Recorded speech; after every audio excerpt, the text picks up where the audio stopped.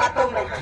आपने देखा कि लाठी ले लेके और वो महिलाएं पूरे आंदोलन में आज तक बैठी हुई है, मैंने खुद ने देखा। और आरक्षण का नाम लेते ही युवाओं में गुदगुदी सी पैदा होती है कि आरक्षण मिले हमको नौकरी में। जो भी निर्णय लो सोच समझ के समाज के सभी वरिष्ठजनों से लोगों से बात करके हम अदरवाइज मत लेना, लेकिन आंदोलन करने आते हैं तो हम साम दाम दंड भेद जो भी हथियार होते हैं ना उनको लेके आते हैं कि नहीं? हथियार तो थे उस अरोधा की महिलाओं के हाथों में। आपने देखा कि लाठी ले लेके और वो महिलाएं पूरे आंदोलन में आज तक बैठी हुई है, मैंने खुद ने देखा।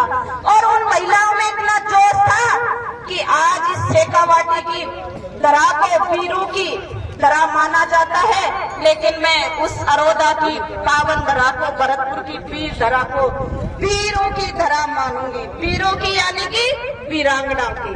अब देखो, आप ये तो मत कहना कि सरपंच जी महिलाओं का पक्ष ले रही है। भाई मैं तो दूंगी, क्योंकि आप सभी कोई भी काम हो सरकार से भी हमें 50% आरक्षण होता है।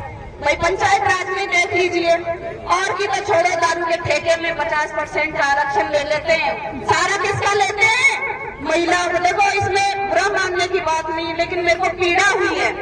आज हमारी इस पीर दरा पर सबसे पहले आरक्षण की आवाज उठा था तो घाट गेट पर उठा था, क्योंकि इस घाट गेट पर यहाँ के आप सभी ने आगाज किया तो राजस्थान के कोने कोने में ये चिंगारी आरक्षण की फैल गई थी।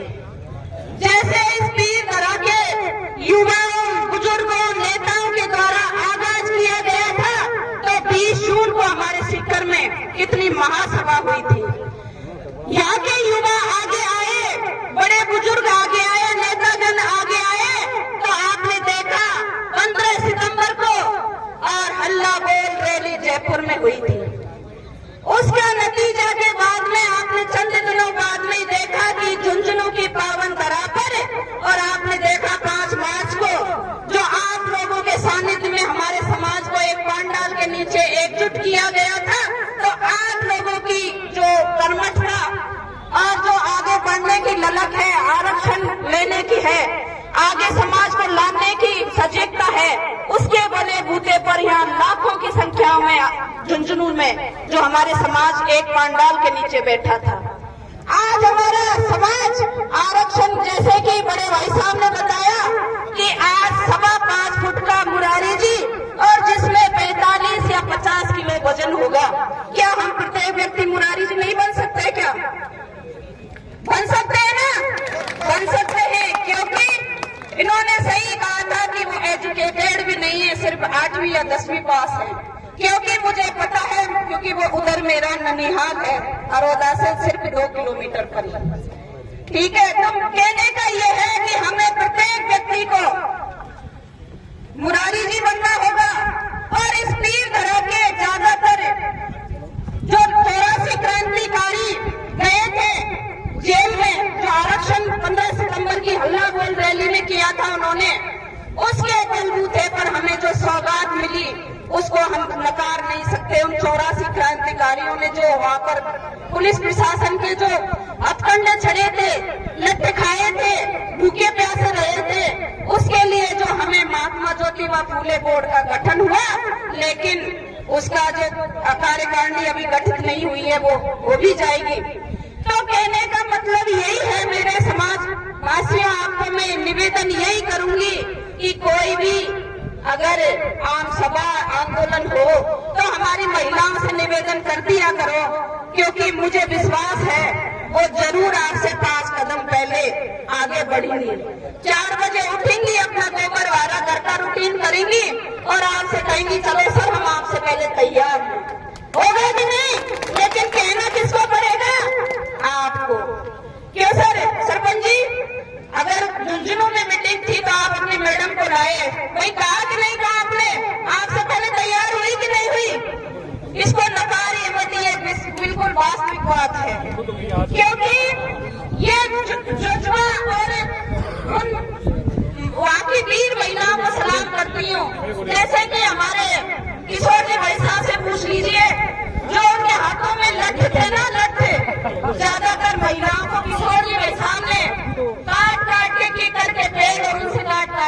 रहे थे। क्योंकि सोचे भाई साहब, तो कहने का यही है, ज्यादा लंबा समय नहीं लूंगी। जैसे यहाँ इस आंदोलन की जो कार्यकारिणी बनी है, क्या प्लानिंग की है, मैं थोड़ा सा लेट आई थी और बताएं भाई उसके अनुसार ही हमारे समाज उनके पीछे पीछे कार्यकारिणी क्या दिशा निर्देश देती है, उसकी तरफ आगे बढ़ने का भाई क्या करना है और वो बताएं। नेता लोग काफी बैठे हैं और लोगों के सारे आगे भाई टाइम कम है, बिल्कुल सही है, लेकिन निवेदन यही करूंगी कि हो चुका आगाज रंग में, हो चुका आगाज रंग में युद्ध करने की तैयारी है। क्या करने की तैयारी है? समाज के हक की लड़ाई करने की तैयारी है। और इतिहास कोई लिखा है जिसका संघर्ष जारी है। जय हिंद, जय फूले, जय सावित्रीबाई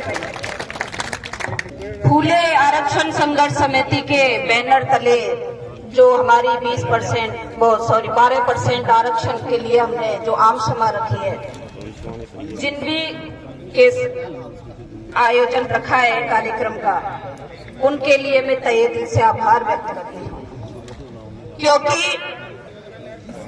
हालांकि यहाँ बहुत बड़े बड़े नेता भी बैठे हैं, सामाजिक कार्यकर्ता बैठे हैं, लेकिन एक महिला होने के नाते आप सभी ज्यादातर जानते भी होंगे मुझे, मैं कांवड़ सरपंच 2015 से सरपंच हूँ और मुझे सौभाग्य मिला कि आपके समाज से मैं एक सैनी समाज की बहू बेटी भी हूँ और सरपंच बाद में।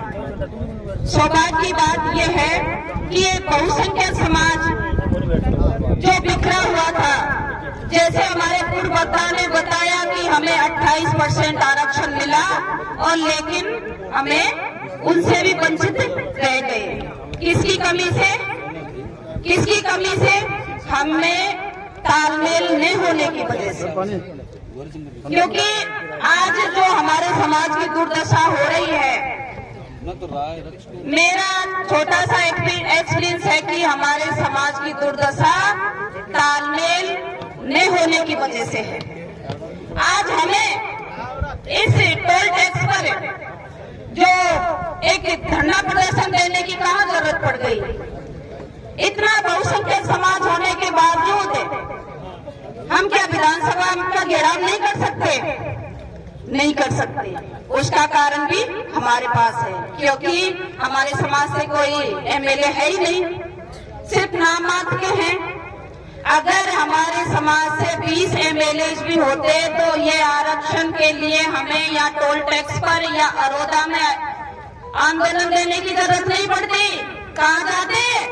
विधानसभा का घेराव करते। क्यों जी? करते कि नहीं करते? आज हमें टोल टैक्स के पास एक खेत में आरक्षण की जरूरत पड़ रही है। बड़ी पीड़ा हो रही है। किस बात की?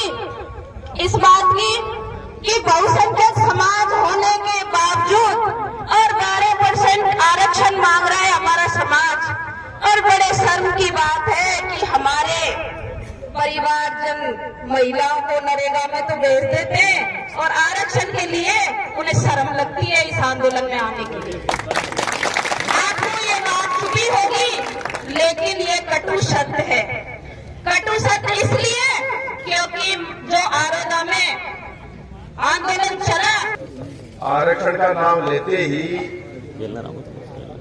युवाओं में गुदगुदी सी पैदा होती है कि आरक्षण मिले, हमको नौकरी मिले, इसलिए बहुत जोश में आ जाते हैं, बहुत जल्दी आ जाते हैं। प्राणा भी चाहिए, कोई बुराई भी नहीं है और फैसला भी इतना शानदार तरीके से ले लेते हैं। रात को व्हाट्सएप पे छोड़ देते हैं और सुबह इम्प्लीमेंट हो जाता है।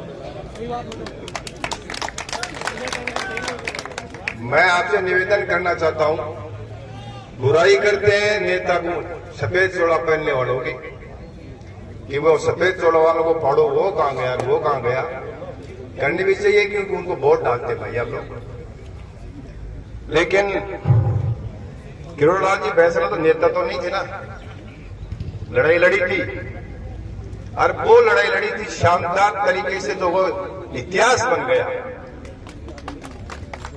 वो भी तो समाज के थे और चोला थोड़ी बना था उन्होंने, लेकिन जज्बा था समाज के लिए करने के लिए, उनका एक हौसला था और हौसले के कारण से आज समाज को कहां से ला दिया। मैं निवेदन करता हूं, हमारे पक्ष में शानदार फैसला राजेश ने बताया 28% आरक्षण मिला और उस आरक्षण का सत्यानाश सीकर में अटल बिहारी वाजपेयी जी आए और दिल्ली में जाके जो फैसला किया उससे सत्यानाश हो गया था। वाग नहीं हुआ, 28% था पहला बैच निकला, पहला बैच उसमें 5 आरएस अधिकारी निकले थे, देवारा ओंकार जी सभी उसी बैच के थे, आपको ध्यान रखो। और उसके बाद में हम नहीं जाके 15-20 साल तक हम सोते रहे और अब याद आई कि हमको आरक्षण मिलना चाहिए।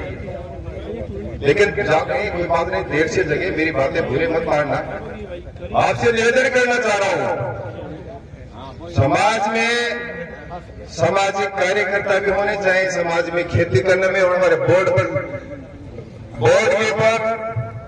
बॉर्डर पर लड़ने वाले जवान भी चाहिए, खेती में किसानी के लिए किसान भी चाहिए, और व्यापार करने के लिए बिजनेसमैन भी चाहिए, नेता भी चाहिए।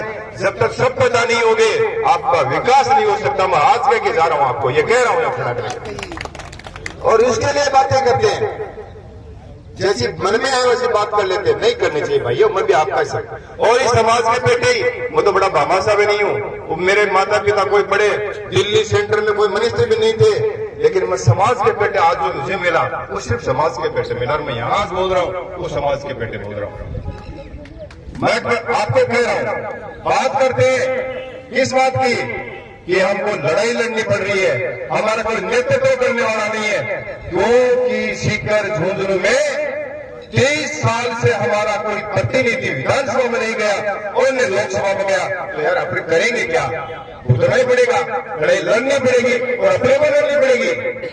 किसको कहेंगे? कल को चुनाव मेरे को पार्टी में टिकट दिया, रवि को नवगढ़ में दिया चुनाव, आपने बहुत शानदार तरीके से मदद की, इसके लिए मैं धन्यवाद देता हूं। इसके लिए मैं ये नहीं कहना चाह रहा, आपने शानदार तरीके, लेकिन टारगेट तक नहीं पहुंच पाए। उसका थोड़ा सा कारण ये भी है कि सैनी समाज ही नहीं, 40,000 तक सीधी अभी गोली गेट पहुंचते हैं, लेकिन 40,000 क्रॉस करने के लिए दूसरे समाज को भी साथ लेना पड़ेगा, और इसलिए राजनीति जरूरी है। और राजनीति में सक्सेस होना तो दूसरी जाति को भी लेना पड़ेगा। आरक्षण की बात करते हैं हम, अरोदा चाहे जहां बैठे चाहे कहां बैठे, 36 कौम के लोग हमें ये कहें ये सही लड़ाई लड़ रहे हैं, और जब तक वो लोग नहीं चाहेंगे हम उसमें सफलता मिलने में हमको ताकत देनी पड़ेगी, मिलनी पड़ेगी, अपने को जोर आएगा। भाइयों आप लोग सभी लोग यहाँ से मैं एक बात बताऊं, भाई मैं तो कुछ भी नहीं हूं, मैं सिर्फ समाज के बेटे हूं। समाज जो फैसला करेगा उसके बाद मैं 1 इंच भी नहीं जा सकता, क्योंकि मेरा तो कद ही इतना ही है, मेरा तो कद सिर्फ समाज के बीच का ही कद है। सुझाव है, कमेटी बनाई है उधरमल जी, कमेटी बनाई, सुझाव देगी, सुझाव देने के लिए खड़ा नहीं हुआ, मुझे तो कुछ बोलने के लिए बताया, सुझाव तो कमेटी देगी, और उस कमेटी को सिर पर मानेंगे ना, कोलकाता नहीं मानेंगे। तो मैं आपसे निवेदन करता हूं कि आप छिट्टा कश्ती नहीं करें, किसी के बारे में कमेंट्स नहीं करें, छोटी मोटी गलती होती है फोन से संपर्क करिए, उसको बोलिए इस फोन पर कि भाई आपने ये गलती की है। आप व्हाट्सएप मीडिया पे छोड़ते हैं ना ये बात, ये थोड़ा सा इसको संभालिए। मेरा आपसे निवेदन है कि समाज से कोई बड़ा नहीं, तो बड़ा मानता है अपने आप को तो वो बड़ा नहीं है। उस समाज में अगर कुछ बढ़ना है, समाज में रहना है, समाज में व्यवहार पैदा करना है, तो समाज में ही उसको रहना पड़ेगा, उसकी गतिविधियों में उसके बीच में रहना पड़ेगा, समाज की बात माननी पड़ेगी। आपसे मैं सभी से निवेदन करूंगा, सरकार कोर कमेटी गई है 32 आदमियों की, उन्हें जो फैसला किया है भगवान आराम से साधारण से कार्यकर्ता के रूप में मैं मुझको जो बोलेंगे वो बताएंगे, उसके साथ हूँ, मैं इसकी बाहर नहीं हूँ, उनके साथ रहूंगा, जैसा मुझे दिशा निर्देश मिलेगा हम उसके साथ रहेंगे। युवा साथियों से मैं कहना भी चाहता हूँ कि जोश के साथ साथ हमें होश भी रखना पड़ेगा, और जो भी आंदोलन करना है, यहाँ का जो भी आंदोलन 5 दिन पहले शुरू हुआ, तो एकाएक व्हाट्सएप पे आगे कल यहाँ चक्का जाम करेंगे और आंदोलन करेंगे, क्योंकि आंदोलन करना चक्का जाम तो हम 100, 200, 500 लोग अभी कर सकते हैं, कोई दिक्कत नहीं, लेकिन वो सफलतापूर्वक उसको अंजाम तक ही तो पहुंचे, तब वो आंदोलन का मतलब होता है, चक्का जाम का मतलब होता है। इसलिए प्रशासन अगर प्रशासन आए और हमें उठा के ले जाए, मुकदमे दर्ज करा दे, तो उस आंदोलन का भी फिर क्या करें? आंदोलन करना मुरारी लाल जी से सीखा। आज 10 दिन से पूरा NH-21 बंद है, तो उसका कारण क्या है? वहां भी वही माड़ी समाज के लोग हैं, यहाँ तो उनसे ज्यादा है हम लोग, लेकिन उसके पीछे कोई कारण है कि उन लोगों ने इसकी तैयारी 1-1.5 साल से की है। क्योंकि कोई भी कार्यक्रम आप अगर तैयारी के साथ करोगे तो निश्चित रूप से उसे आप अंजाम तक पहुंचा सकोगे। और मुझे विश्वास है मुरारी लाल जी एक ऐसा व्यक्ति है जिसने जो ठान ली है कि 12% आरक्षण मेरे समाज को दिलाना है, तो मैं नहीं पूरा मेरे को विश्वास नहीं, अन्य जातियों को विश्वास होने लगा है कि मुरारी लाल अपने वादे पे खरा है। क्योंकि 21 दिन तक कहना काम करना अपने आप में बहुत बड़ी चुनौती है। अगर मुरारी लाल जी के पास वहाँ समाज की ताकत नहीं होती, अन्य समाजों का भी अगर साथ नहीं होता, तो 1 घंटे भी वो इंतजाम नहीं करने देता है। तो मेरा युवा साथियों से कहना है, हमें जो भी रूपरेखा बनानी है, जो भी आंदोलन करना है, अभी हमने 3 मार्च को झुंझुनू में जो कार्यक्रम किया, लेकिन शास्त्री जी, मुरारी जी, ये हमारे अध्यक्ष जी और पूरा समाज का हर युवा, हाँ जो 5 मार्च को किया, पूरा युवा 1-1.5 महीने तक लगा, तब जाके वो हमारा जन चेतना रैली इतनी बड़ी तादाद के अंदर रैली हुई। तो मेरा युवा साथियों से कहना चाहता हूँ कि ये व्हाट्सएप पे तुरंत में अपने निर्णय मत लो, निर्णय लेना, क्योंकि इसमें आपका निर्णय पूरे समाज की इज्जत का सवाल हो जाता है। पूरे समाज की इज्जत का सवाल हो जाता है कि हम यहाँ 50 लोग हमारे समाज के इकट्ठे हुए और 100 लोग पुलिस वाले खड़े थे, तो ये हमारे सबके लिए एक शर्म की बात हो जाती है। युवा साथियों में जोश है, उसका मैं सबका स्वागत करता हूँ, लेकिन जो भी निर्णय लो सोच समझ के समाज के सभी वरिष्ठजनों से, लोगों से बात करके हम सब लोगों को एक ऐसा निर्णय लेना चाहिए जिसे हम उसको अंजाम तक पहुंचा सकते, उसको समाज के प्रत्येक व्यक्ति तक हम लोग पहुंचाते और कहते हैं कि भाई अब हमारा आज का जो मुख्य है कि हमें आगे क्या करना है, आंदोलन यहाँ शुरू रखना है या हमें जरूर आ जाना है। मुख्य बात यही है आज की। तो इसके लिए मैं मेरा सुझाव देता हूँ, बाकी तो कमेटी का जो भी निर्णय होगा वो कमेटी का निर्णय सर्वमान्य है, समाज का निर्णय सब लोगों को सर्वमान्य है। यहाँ आंदोलन अगर जारी रखना है, अरे सुन लो भाई युवा साथियों, जहाँ अगर आंदोलन आप लोगों को शुरू रखना है तो 20-30 युवा मेरे साथ हो जाओ और अपन घर घर चलेंगे सबके साथ, तब तो यहाँ आंदोलन शुरू होगा। और आप ये सोचो कि कल हम यहाँ आके 1000, 2000, 5000 बैठ जाए, तो यहाँ ऐसे नहीं होता, क्योंकि सोशल मीडिया पर तो 100, 200, 500 लोग ही जुड़े हुए हैं। सोशल मीडिया पर हमारा आम आदमी, आम समाज का व्यक्ति, आम समाज के व्यक्ति को आप किसी भी ढाणी में, चाहे यही बोझ लो फाड़ी लगी ढाणी में भी वहाँ क्या बैठ रहा, क्या हो रहा है, तो आम मजदूरी करने वाले व्यक्ति को पता ही नहीं है कि वहाँ क्यों लोग बैठे, उसका क्या कारण है। कम से कम हर व्यक्ति, हर घर के अंदर ये सूचना तो हो कि हमारे समाज का एक आंदोलन है और इन मांगों के ऊपर हमारा ये आंदोलन है। लोगों के समझ में तो आए कि हम किस बात के लिए आंदोलन कर रहे हैं। तो ये हर व्यक्ति तक अगर ये बात पहुंचेगी और उसके बाद अगर हम प्लान करेंगे तो आप NH भरतपुर में जाम नहीं, NH यहाँ भी जाम हो सकती है और उसको हम बहुत लंबे समय तक भी चला सकते हैं। लेकिन उसके लिए एक व्यवस्था चाहिए, एक लोगों का साथ चाहिए, लोगों की एक टीम वर्क चाहिए। पूरा टीम वर्क होगा तो निश्चित रूप से हम एक बहुत बड़ा जाम यहाँ भी लगा सकते हैं। अब मेरी एक राय है, क्योंकि वहाँ 10 दिन से आंदोलन चल रहा है और 10 दिन से रेगुलर माता बहनें, बच्चे, युवा, बुजुर्ग सब हम सोशल मीडिया, तो गया तो नहीं, सोशल मीडिया में देख रहे हैं कि सब लोग वहाँ बैठे हुए हैं। लेकिन हर व्यक्ति की आंदोलन में बैठने की एक सीमा होती है समय, क्योंकि हर व्यक्ति की पारिवारिक परिस्थितियां भी होती हैं, सामाजिक परिस्थितियां भी होती हैं, उनका निर्वहन भी आदमी को करना होता है। और मुरारी लाल जी का ऐसा संदेश भी है, क्योंकि हम सब लोग अगर अपनी अपनी राय से आंदोलन करेंगे तो आंदोलन नहीं चलेगा। आंदोलन चलेगा कि उसका नेतृत्व मुरारी जी से नहीं कर रहे हैं, तो उनकी राय है कि हमें यहाँ आंदोलन करना है या वहाँ उनके साथ जाके बैठना है। क्योंकि एक नेतृत्व को जब तक हम लोग नहीं स्वीकार करेंगे तब तक कुछ नहीं होगा। वही होगा जो झुंझुनू जिले में हो रहा है। एक ही विधायक, एक ही एमपी हमारे पास नहीं है, क्योंकि हमें एमएलए एमपी पूरे दिन में 150 बनाते हैं पूरे दिन, और जो बढ़ना चाहता है उसको हम स्वीकार नहीं करते। लेकिन ये राजनीति की बात तो अलग है, राजनीति की बात यहाँ आज करनी भी नहीं है। आज तो ये करनी है कि हमें आरक्षण के मुद्दे पर या अन्य जो भी हमारे समाज की मांगे हैं उन मांगों पर हमें क्या करना है। उसके लिए कमेटी का एक बैठक में बात हुई है, दोबारा भी बात हो जाएगी।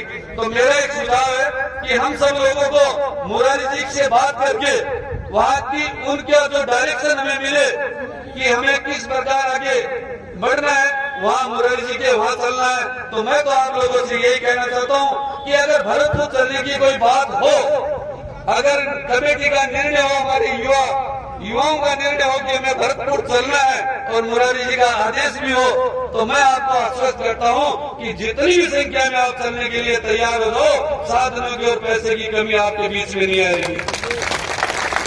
तो हम तो उतनी बात करते हैं जितनी कर सकते हैं। मैं आपसे कमिटमेंट करता हूं कि आप युवा जितने भी चलने के लिए तैयार हैं तो उनके साथ में चलेंगे। जितना भी आपको साधन चलेंगे, संसाधन चलेंगे, खाने पीने की व्यवस्थाएं चलेंगी, वो उस चीज में आपको किसी प्रकार की कोई कमी नहीं रहने देंगे। और अगर यहाँ आंदोलन करना है तो एक पूरे जिले की एक ऐसी टीम बनाओ, उसमें हम सब लोग 10-15 दिन उसके लिए मेहनत करें, उसके लिए घर घर जाए, समाज के प्रत्येक व्यक्ति तक उस आंदोलन की रूपरेखा को हम पहुंचाए, तब जाके यहाँ एक बड़ा विस्तृत रूप आंदोलन हम कर सकते हैं। आप सब लोग यहाँ पधारे, इतना समय आप लोगों ने दिया, और मैं आपसे उम्मीद करता हूँ क्योंकि आंदोलन की लड़ाई एक दिन में तो लड़ी नहीं जाएगी। इसलिए जब भी अभी एक जिले की एक कमेटी बनेगी तो जिले की कमेटी आह्वान करे, तब आप सब लोग पधारे, इस मुहिम में समाज का आप साथ दें।